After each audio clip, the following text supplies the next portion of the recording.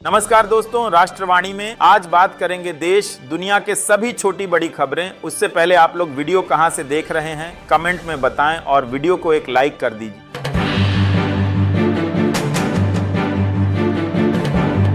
आज हम बात कर रहे हैं एक ऐसे संकट की जो सिर्फ दो देशों के बीच युद्ध नहीं है बल्कि पूरे विश्व की दिशा और दशा को प्रभावित कर सकता है। ये मुद्दा है ईरान और इजराइल के बीच बढ़ते तनाव का, लेकिन इसका असर सीमाओं से कहीं आगे तक जाएगा। ये केवल बम और मिसाइलों की कहानी नहीं है, बल्कि इंसानों की, बच्चों की, घर उजड़ते परिवारों की कहानी है। शुरुआत करते हैं वहां से जहां ये सब शुरू हुआ। 1969 की ईरानी क्रांति के बाद जब अमेरिका समर्थित शाह को हटाकर ईरान में एक इस्लामी शासन स्थापित हुआ, तब से ही इजराइल और ईरान के संबंध तनावपूर्ण हो गए। एक तरफ है एक यहूदी राष्ट्र इजराइल जो खुद को चारों ओर से घिरे खतरे में महसूस करता है। दूसरी ओर है शिया इस्लामी गणराज्य ईरान जो खुद को इस्लामी दुनिया का संरक्षक मानता है।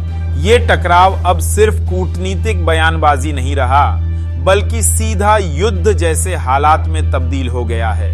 गाजा पट्टी जो फिलिस्तीनियों का इलाका है, वहां इजराइल की सैन्य कार्रवाई ने फिर से आग लगा दी है। इस बार के हमले पहले से कहीं ज्यादा भीषण हैं। बमबारी में स्कूल तबाह हुए, अस्पताल मलबे में बदल गए और आम नागरिकों की मौत का आंकड़ा अब सैकड़ों में है। सोशल मीडिया पर एक बच्ची की वीडियो वायरल है जो खंडहर बने घर के सामने खड़ी होकर कहती है, क्या मैं गलत जगह पैदा हुई थी? यह सवाल आज पूरी मानवता से है। ईरान ने इस बार सीधे शब्दों में कहा है कि अगर गाजा पर हमला नहीं रुका तो वह खुद मोर्चा संभालेगा। ईरान के मिलिट्री कमांडर अली खमोई ने यह भी कहा कि यह लड़ाई अब सिर्फ फिलिस्तीन की नहीं रही, यह पूरे इस्लामी जगत की जिम्मेदारी है। ईरान का यह रुख पहली बार इतना आक्रामक दिख रहा है। वह अब अपने परमाणु कार्यक्रम को लेकर भी और स्पष्ट है।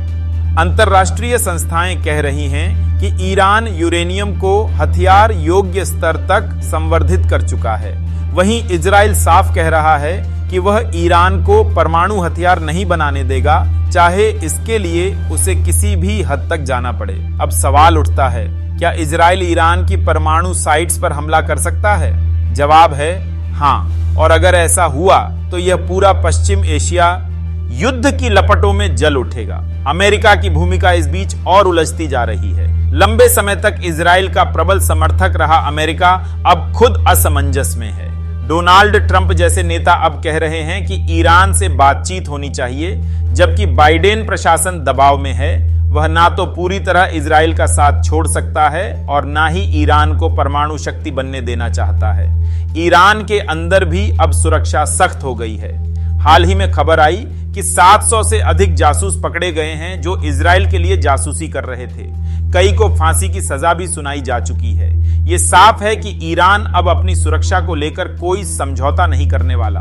अब अगर हम मुस्लिम दुनिया की बात करें तो हालात इस ओर इशारा कर रहे हैं कि एक बार फिर मुस्लिम देशों में एकता बनने लगी है। सऊदी अरब, यूएई, तुर्की, ये सभी देश जो पहले ईरान से दूरी बनाकर चल रहे थे, अब फिलिस्तीन के मुद्दे पर ईरान के साथ खड़े नजर आ रहे हैं। इस्लामिक सहयोग संगठन यानी ओआईसी की ताजा बैठक में इन देशों ने गाजा पर इजरायली हमलों की निंदा की और एक सुर में आवाज उठाई।